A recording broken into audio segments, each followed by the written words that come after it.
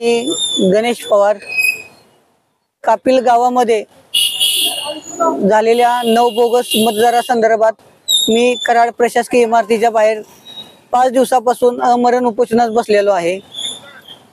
या उपोषणाच्या आंदोलन स्थळाला निवडणूक निर्णय अधिकारी यांनी आजचा 5वा दिवस असतानाही एकदाही भेट दिलेली नाही।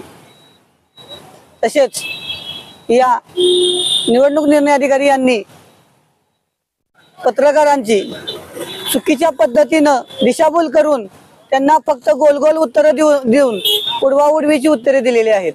कारण आमच्या कापिल गावामध्ये या 9 लोकांचं प्रथम मतदान नोंदणी झालेली आहे। ज्यावेळी या लोकांची नोंदणी झाली त्यावेळी यांची पूर्वीच्या ठिकाणची मतदार यादीतील नावे कमी न करता कापिलमध्ये नावे वाढवलेली आहेत।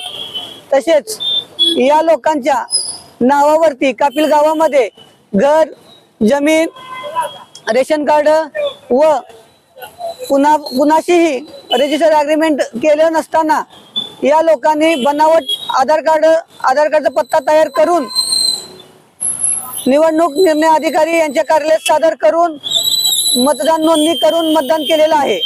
त्यामुळे निवडणूक निर्णय अधिकारी यांच्या कार्यालयाची या लोकांनी फसवणूक केलेली आहे। त्यामुळे निवडणूक निर्णय अधिकारी यांनीच त्यांच्यावरती फौजदारी गुन्हा दाखल करावा।